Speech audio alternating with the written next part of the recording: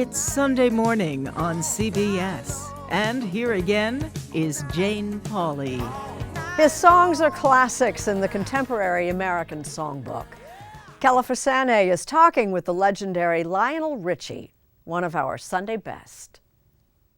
Are they going to let me in? Are you kidding? Oh, what a Steinway. I think one of us should have a seat. You know what? I'll take that honor, thank you. Even when playing composer George Gershwin's piano in Washington's Library of Congress, for Lionel Richie, performing comes naturally. So cool to be in this building. They got all these writers up here, Aristotle, Hugo, Richie. I like the way that sounds. Although you must admit, this is slightly overwhelming. Recently, Richie was awarded the library's Gershwin Prize for popular song. You're here not as a tourist, you're being inducted. I keep thinking of Tuskegee, Alabama. That's where it started. Born in Tuskegee in 1949, Richie has been a worldwide superstar for some 50 years. First as one of the Commodores, then as a solo artist. Now you put it right here for good luck, darling. I sure will. Now as a judge on American Idol. Still, Lionel Brockman Richie Jr. says his worldview was formed on the campus of Tuskegee University, with his parents, Lionel Sr., a U.S. Army systems analyst, and Alberta Foster, a teacher.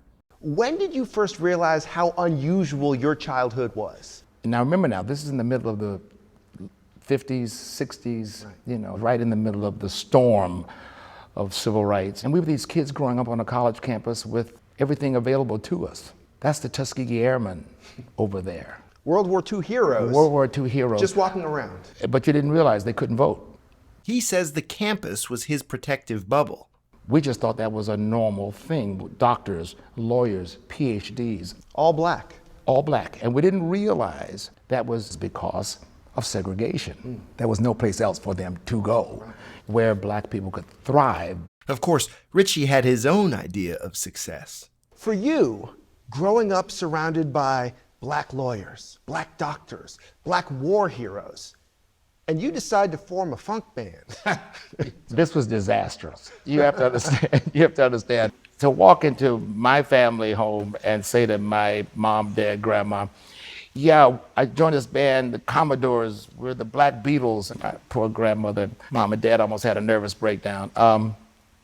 And then from the community, you could see everyone passing going, oh, there's poor Lionel. Poor misguided Lionel.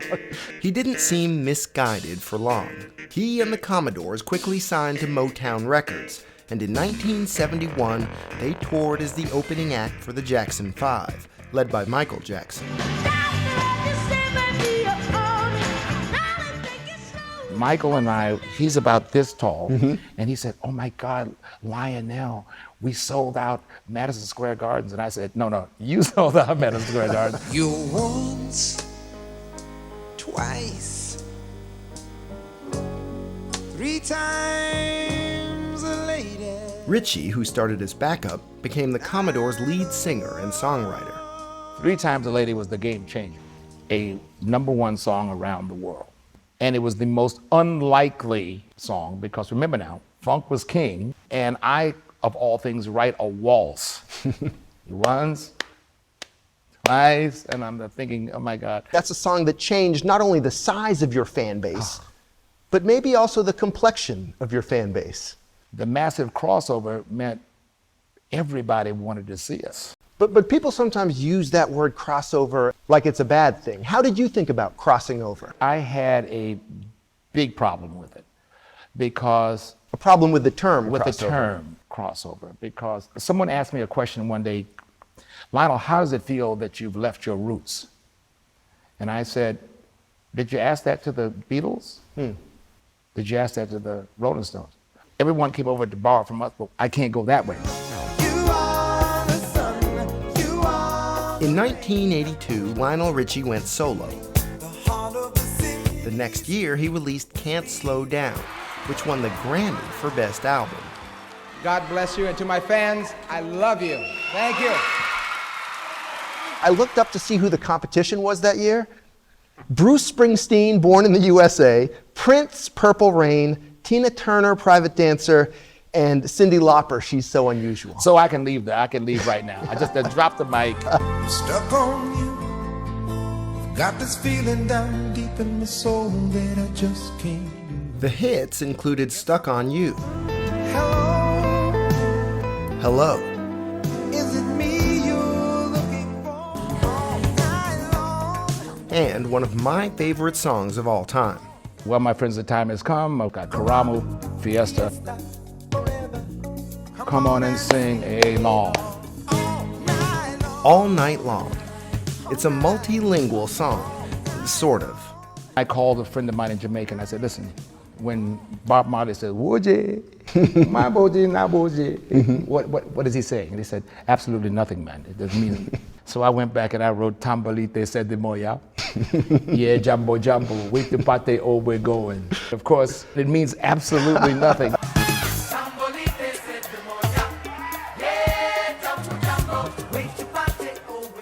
And then, at the height of his success, he took a break. My father said, I'm not feeling well. Would you come check this out? Now, nothing would have stopped me, except that was a dad moment.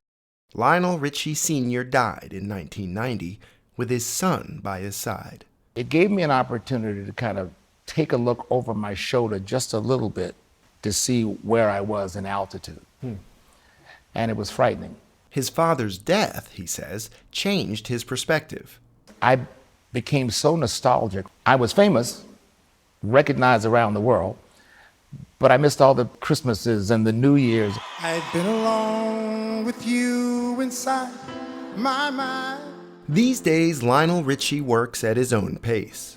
It's now been 13 years since your last album of all new songs. That's crazy, right? How much longer will your fans have to wait? The answer is, it will be this year, I promise. A new generation of fans sees him on American Idol and on social media, although he's less popular there than his influencer daughters, Nicole and Sophia. Do they give you advice about how to navigate this new kind of celebrity that exists now? Yes. But do you take it? Yes, I do. Believe it or not, I do.